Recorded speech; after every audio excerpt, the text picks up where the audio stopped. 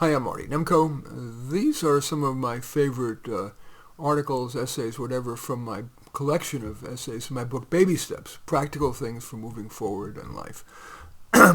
Anyway, the first is something I've simply excerpted from somebody else. There's a book called Life's Little Instruction Book, and these are my favorite 92 of those little one-liners from the 1,560 in that book, Life's Little Instruction Book. That book, by the way, is the only book ever to be the #1 bestseller in both hardcover and paperback, ever. It offers those 1,560 suggestions, and here are my favorite 92. Never open the refrigerator because you're bored. Be happy with what you have while working for what you want. When you need something done, ask a busy person.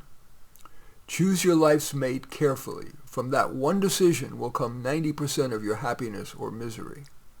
Never marry someone in hopes they'll change. Start an again file for articles, books, and movies you want to revisit. Plant more flowers than you pick. You can't relax your way to happiness. Happiness comes from doing. Don't waste time waiting for inspiration. Begin and inspiration will find you. Beware of someone who's all hat and no cattle. Live beneath your means. Teach some kind of class. Join a choir. Forget the Joneses. Strive for excellence, not perfection. Be suspicious of all politicians. Give people a second chance, but not a third. Stop blaming others. Take responsibility. Don't waste time grieving over past mistakes. Learn from them and move on. Hear both sides before judging. Remember that all news is biased. Don't take good health for granted. Don't smoke. Don't mess with drugs and don't associate with those who do.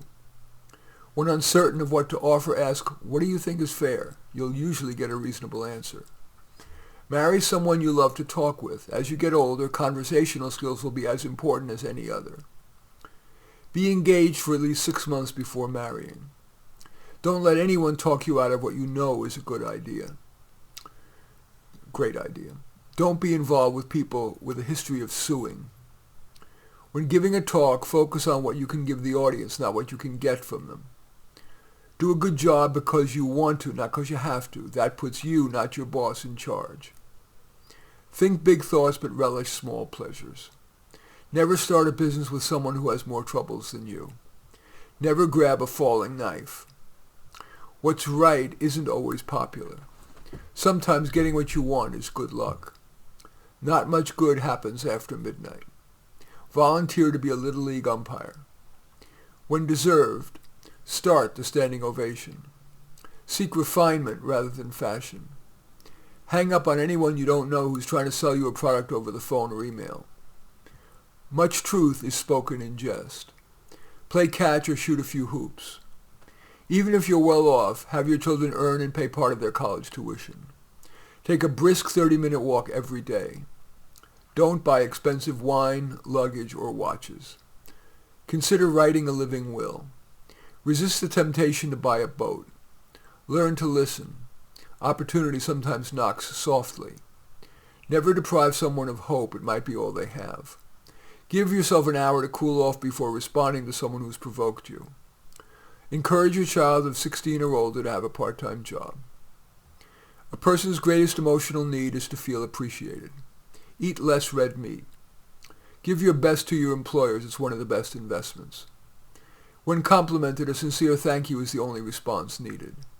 Every day, look for some small way to improve your relationship and the way you do your work. Think twice before burdening a friend with a secret.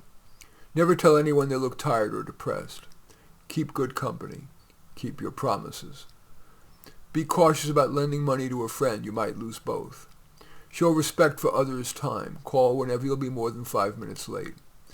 Hire people smarter than you. Keep a tight rein on your temper. Avoid like the plague any lawsuit. Don't nag. Arrive at work early and stay beyond quitting time. Don't whine. Leave everything a little better than you found it. Never overestimate your power to change others. Don't shoot defenseless animals and birds. The deal's not done until the check is cleared. Keep overhead low. Disagree without being disagreeable. Winners do what losers don't want to do. Get your next dog from a shelter. Know when to keep silent, when to speak up. Forget committees. New, noble, world-changing ideas always come from one person working alone. Stay out of nightclubs. Don't procrastinate. Do what needs doing when it needs to be done. Go the distance. When you accept a task, finish it. Don't waste time trying to appreciate music you dislike. Spend time with music you love. Allow your children to face the consequences of their actions.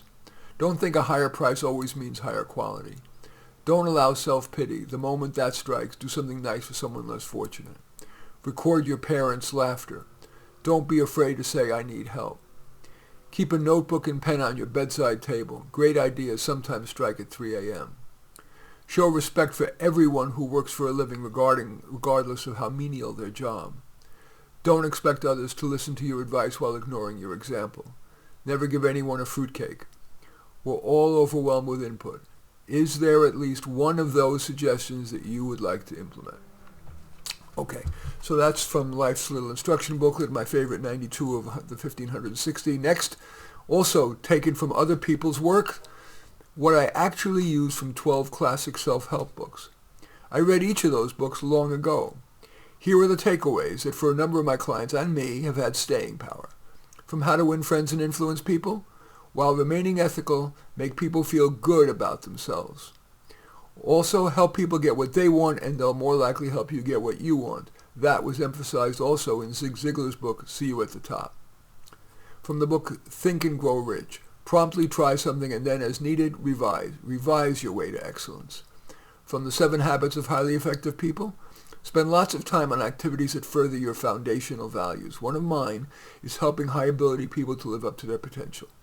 From the book Atomic Habits, attach your desired new behavior to something you like. For example, if you want to exercise daily, don't allow yourself to eat dinner until you've exercised. From the book Thinking Fast and Slow, sometimes it's worth reacting immediately, but other times it's wise to reflect.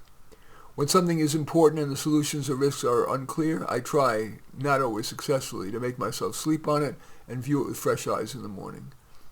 How to stop worrying and start living. Face the worst, and you'll probably realize you can deal with it. Then distract yourself by turning your attention to something constructive or pleasurable. From the book, The 5 Love Languages. Each of us communicates love mainly in 1 or 2 of 5 ways: tangible gifts, physical touch, words of affirmation, quality time, and acts of service. Even though I wish my wife showed her love differently, after some effort to encourage that, I've come to accept her for who she is. We have been together for 50 years. The 48 Laws of Power. Many people appear nice, but when expedient aren't, indeed may unfairly hurt you. Stay alert. From the book, The 4-Hour Work Week. When your time could be better spent, outsource. From the book, The Millionaire Next Door. Live beneath your means. You don't derive sufficient benefit from big spending. Invest your money in yourself, your business, your financial security, and bang-for-the-buck charity. From the book, The Fountainhead. That's a novel with self-help implications. Don't let external explanations justify inaction or hiding behind other people. Focus on what you can control, you. And finally, from the book The Daily Stoic, whatever the world throws at you, put one foot in front of the other, ever forward. Anything there you want to try? This next essay is all my own. It's 6 warnings to people who are too trusting. Going through life is easier when you trust that most people's motives are good, but some people have paid a high price for being too trusting. Being aware of the following should help. Don't be blinded by looks, flirtation, or sex. Some people who have the gift of looks, charisma, or sex appeal use it to unfair advantage. In fact, such people could be more trouble than they're worth, whether in business or personal relationships. But they wield their looks, their smiles, their sexuality to blind the recipient, even at outsized cost to the recipient. Spies have gotten people to sacrifice a nation's security merely by having sex with them. There are no guarantees, but your best bet may be to view the whole person and their overall behavior. Some people are kind mainly because they want something. Yes, some people are nice for its own sake or because they genuinely like you and want to do nice things for you.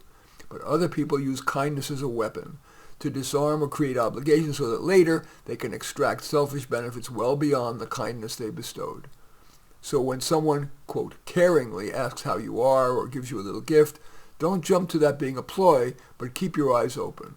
Does the person overall seem kind or at least balanced? Or does he or she seem to, out of character, suddenly, unexpectedly do something nice, yet otherwise seem to be focusing on taking care of number one? Be wary of praise from people you pay, like counselors, teachers, coaches, and so on. Saying nice things about you or your work, true or not, increases their chance of keeping your money coming.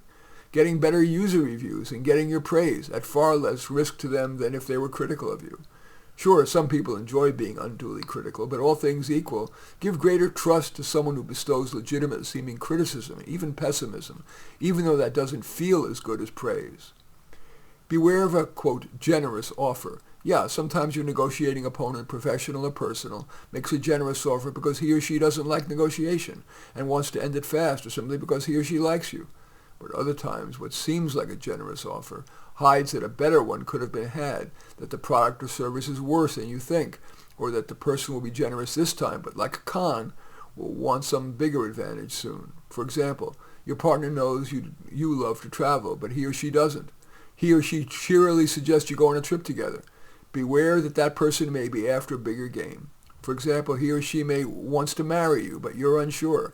So he or she softens you up with the trip and will make the ask during the trip, at the moment when you're feeling especially appreciative about the trip, maybe at that perfect romantic dinner after a couple of glasses of wine, and voila, the marriage train has left the station. He or she tells the universe, after which it's hard to hit the brakes. Beware of feigned anger or tears.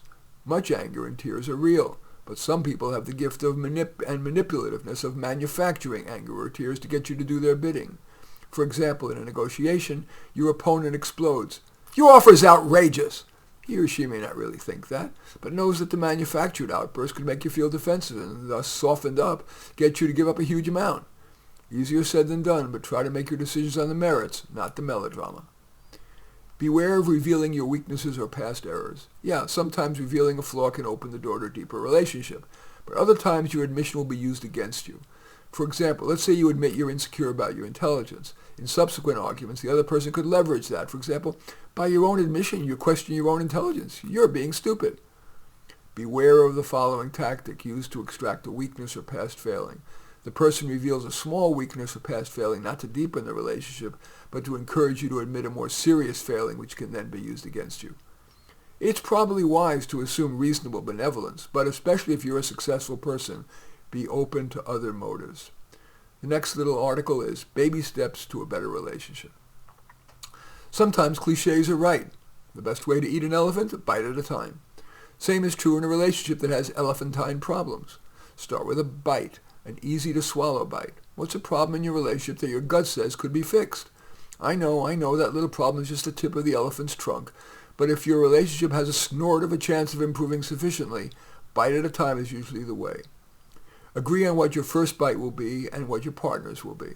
A first easy-to-swallow first bite might be, I'll agree to not leave my underwear strewn, or I'll clear the table without being asked, or I'll take charge of giving the kids a bath. If you or your partner forgets, the response should be wordless. Merely raise the index finger, like this.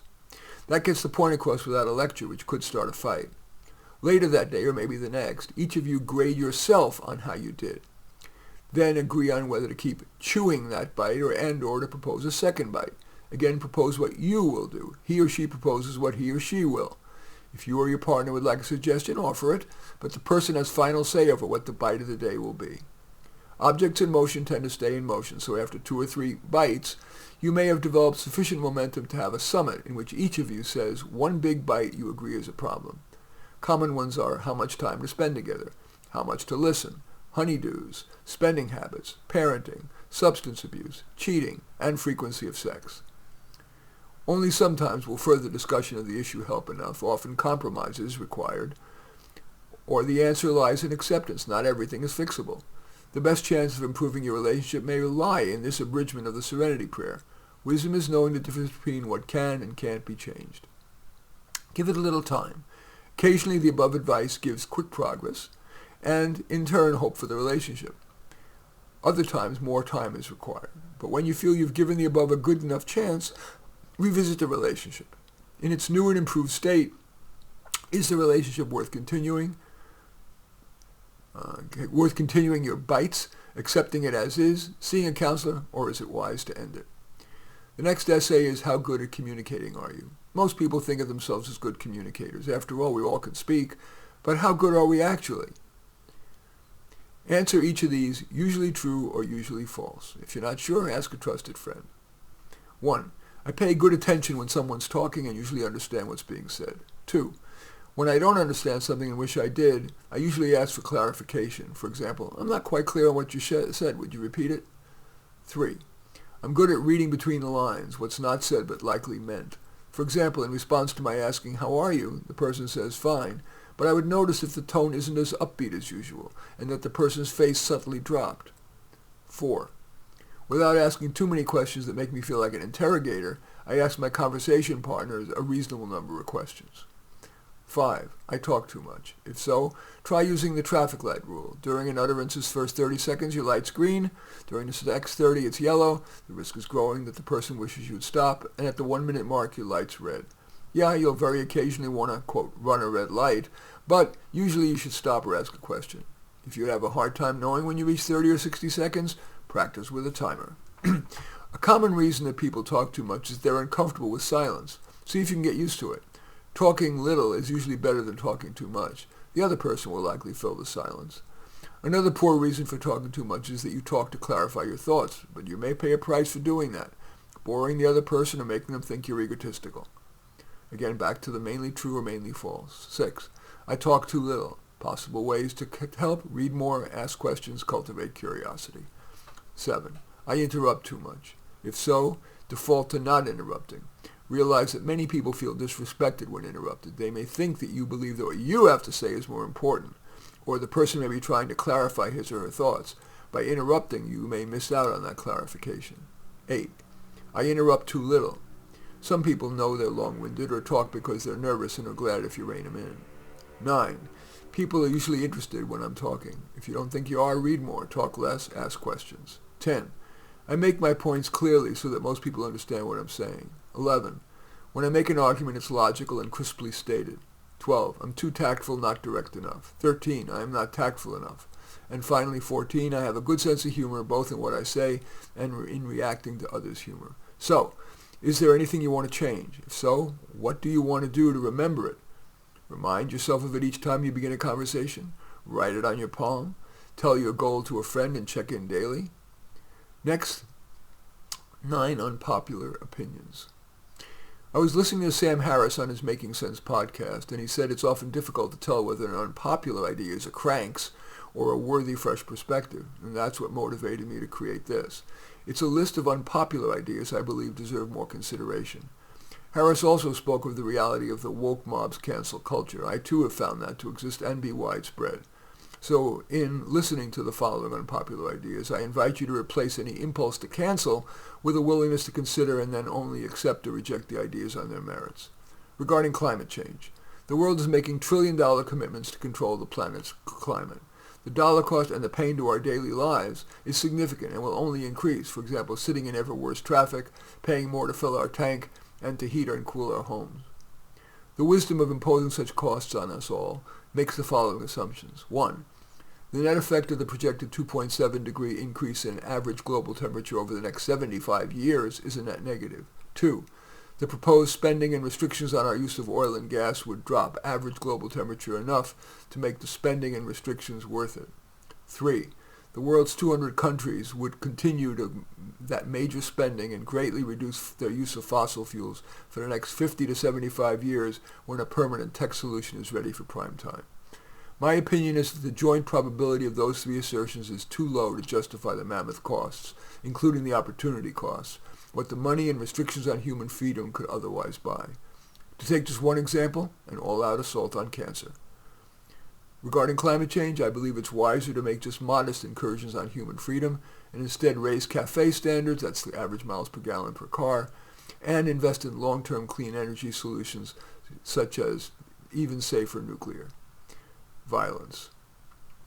Again, these are unpopular opinions. The veneration of peace and reviling of violence and war accelerated in the make love, not war 60s, and seems to have remained the conventional wisdom. I'm agnostic as to the wisdom of that. Of course, I'd like to be a peacenik when I think about wars, suffering, death, and cost. Often wars fought over mere religion or territory. On the other hand, violence often works. If not for violence, we might still be paying the stamp tax, having slavery, and saying Sig Heil. And would those inner cities have gotten all those extra billions of dollars if residents hadn't rioted and burned? Having children. Yeah, many people say that having and raising children is their life's most rewarding activity. Less discussed, perhaps because it's embarrassing to admit. Many other people wonder if parenthood was worth the enormous sacrifice of money and freedom. In choosing to be a parent, you sacrifice great amounts of time for 18 years, and often longer if your kid ends up being one of the many who returns from college to crash on your sofa. And if your child has a significant mental or physical disability, the sacrifice is multiplied. Music lessons. Countless parents force their kids to take years of music lessons despite lack of talent and the mind-numbing pain of practicing. Better to have your kids' recreations build on natural strengths, sports, writing, art, whatever. On spending. Many people drive extra to save a few cents a gallon on gas, yet without sufficient reflection spend unduly on housing, car, expensive restaurants, jewelry, vacation, and clothing. For example, they don't sufficiently assess whether that good neighborhood is worth the six-figure sacrifice in financial security and perhaps having to take a job they dislike except for the money. For image, they buy a Beamer or Mercedes that costs twice or three times as much as a Toyota, yet requires more service and breaks down more. There's nothing prestigious about standing on the side of the road waiting for the tow truck. If a pleasure meter were attached to your brain, you'd probably get more pleasure from a popular hole-in-the-wall restaurant than from Chez Frou-Frou. Yet some people will spend hundreds of percent more for poulet marinated in a sun-dried tomato vinaigrette, $35 a la carte, than half that for a pizza at Tower of Pizza. Would you really get more pleasure from a diamond, thousands of dollars, than from a more perfect cubic zirconium or moissanite, which is under $50 a carat, for sure? Would you really get enough additional pleasure from flying to a far-flung place and staying at the Ritz than from driving to an intriguing place that's within an hour or two from home? Do you really get enough pleasure from that closet and drawers full of clothes and shoes to justify the money and the time to buy all that stuff? Wouldn't it be wiser to have just a half dozen outfits you really like? For a couple of years now, a few times a week, I wear a blue Uniqlo fleece that costs me $24.99, and I love it. Reflecting on your traumas. Traditional psychotherapy asserts that if you don't fully process past trauma, it'll continue to plague you. Well, as a career counselor who's had many clients who've undergone traditional psychotherapy, I have to say that while some benefit from said processing, more felt that while therapy gave some insight and catharsis, their life was no better, and their wallet was certainly thinner. They ended up doing better by following the advice of my father, a Holocaust survivor. Stop looking back. Take the next step forward. On pushing your body. In recent years, experts have been touting the value of stressing your body, high-intensity interval training, endurance sports, and intermittent fasting. They may turn out to be correct, but it often takes years, even decades, to get a definitive answer. And indeed, a new study warns about intermittent fasting. Common sense seems to suggest that our body does better steady state rather than stressed. Indeed, when I look at people in their 50s or older who have been serious exercisers, on average they have saggier skin. And cell inelasticity is a proxy for aging. Sure, some of that could be excess sun exposure that came with exercise, but the above suggests that it's wiser to exercise only moderately and eat a few small meals a day rather than starve for 16 to 18 hours a day.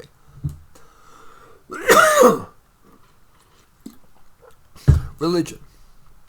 Movies, TV shows, and novels usually portray religious people as stupid or evil. The effect of that is to discourage religiosity. Of course, religious zealotry can lead to balkanization and wars, but most people I've met benefit from their religion, or at least their involvement in a place of worship. So even though I'm an atheist and think that religion, especially the concept of an omniscient, omnipotent God, is indefensible, we shouldn't try to disabuse religious people of their faith. Being judgmental. We're told to not be judgmental, but I think we should be more judgmental. Judgment, discernment, is a hallmark of the civilized society. I think it's detrimental to us as individuals and as a society to venerate the uncritical acceptance of people, culture, and arts. Give me a wise person over an overconfident, loud, and proud one. Give me a culture that values restraint and hard work over a feeling-centric do-it-now ethos. Give me the overture to the Broadway show Gypsy over Black Sabbath's War Pigs. Next, overcoming procrastination. Here are ways to reduce or even eliminate procrastination that have worked for my clients. Might any work for you? Treat procrastination as a possibly useful sign. Procrastination isn't always bad. It can be your mind accurately concluding that you shouldn't do the task or that you should first improve a skill. Consider that voice. Only if you decide it's actually in your interest to do the task should you consider the following tactics. Change your foundational definition of the life well led. You'll procrastinate less if you can believe that the life well led is defined primarily by productivity and contribution than by the pursuit of happiness or even work-life balance. After all, the person who is productive for 50 hours a week will have made a bigger difference to his or her sphere of influence than a person who spends hours 40 to 50 watching sitcoms, playing video games, and taking bubble baths. If you can believe that productivity and contribution trump pleasure, you'll be more willing to get comfortable being uncomfortable, that is, to not procrastinate worthy tasks. Identify your prime motivator to not procrastinate. Is your prime motivation to be successful in your career? To be a role model for a family member? To avoid embarrassment? To reduce your anxiety? Picture the benefits of doing and the liabilities of not doing the task. For example, if you get your taxes done, you'll feel relief rather than have it hang over your head, and you won't incur a penalty for late filing. Become aware of the moment of truth. That's the second you're deciding whether to do the task, do a less important one, or do something for pleasure. At that moment of truth, slow down, breathe, and ask yourself whether you really will, for example, feel like doing it later. That you'll do the task better under pressure? That you'll get away with delaying or even not doing the task?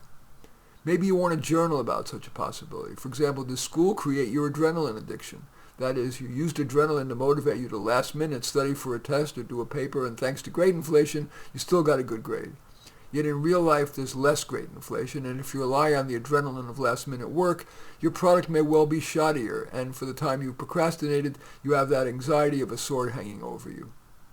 Your journaling or musing just might make you commit to not playing last-minute adrenaline-driven brinksmanship. Or at that moment of truth, are you letting your fear of failure make you rationalize that you'll feel better about yourself if you don't do the task? For example, if I try and fail, it'll prove I'm a loser. If I don't do it, I might have been able to do it, but choose not to. More likely over time, you'll feel worse about yourself, and others may too. Or might you be using, quote, perfectionism as an excuse for not doing the task? If I can't do it perfectly, I don't want to do it.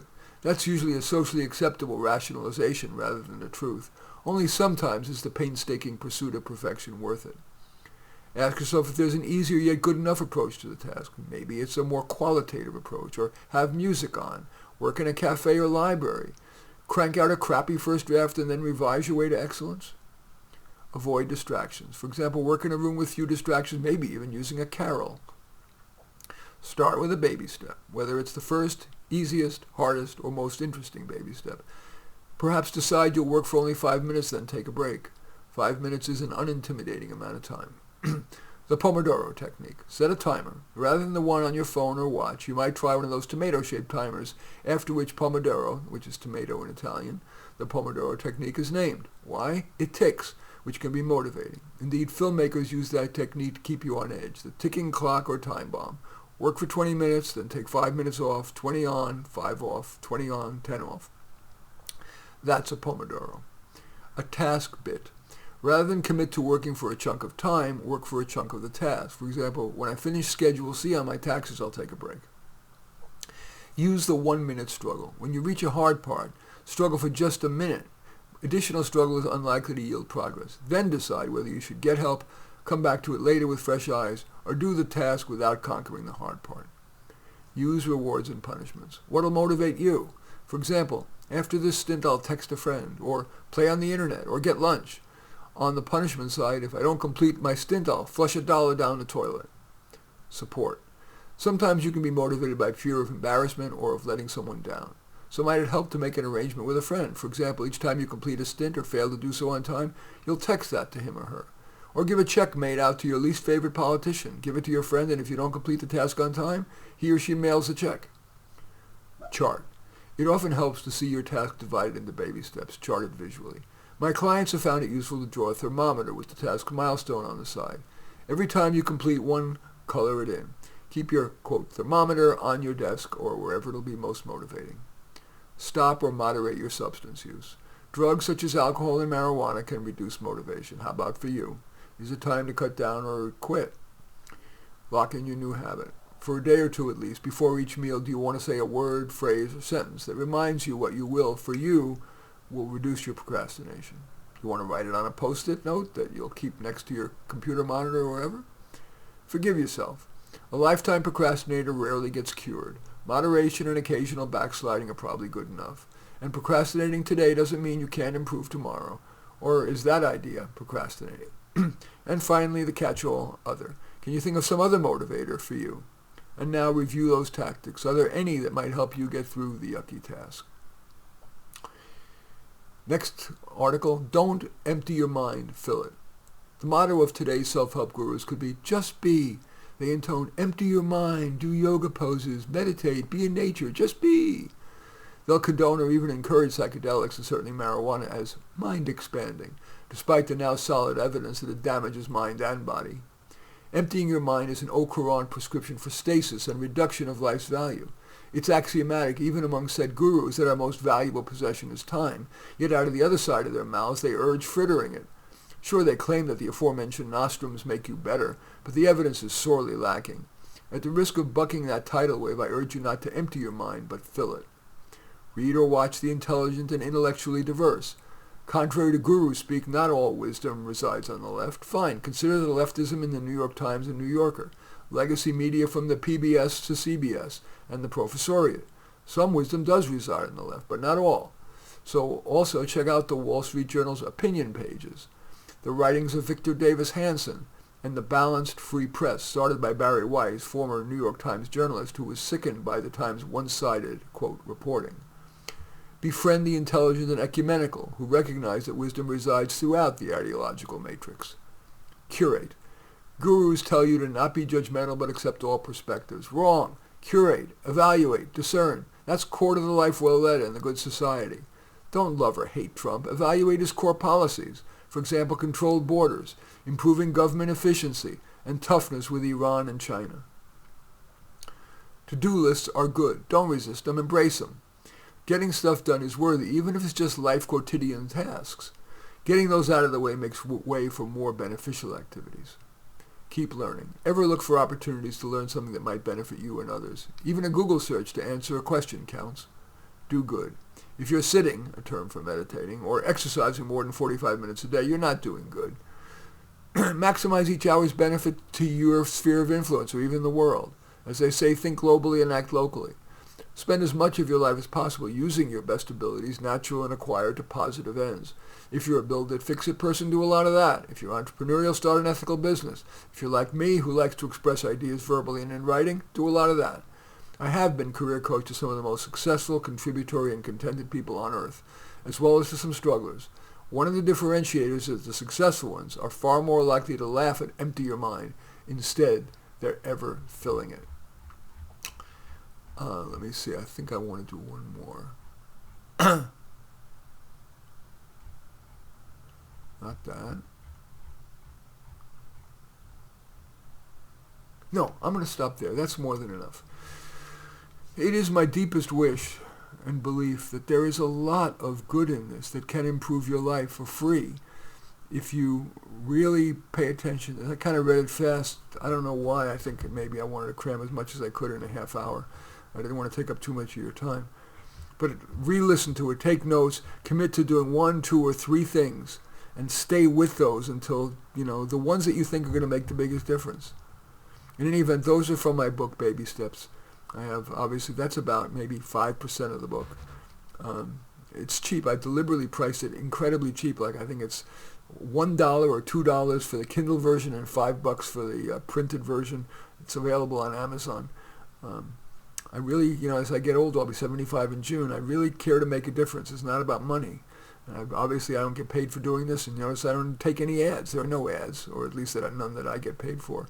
So treat this as a gift that it really is meant to improve your life. It's the distillation of what I've learned from all my years on the planet and having had over 6,000 clients.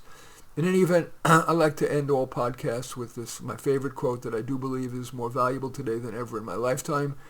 It's from Frank A. Clark, and he says, "We find comfort among those who agree with us, growth among those who don't."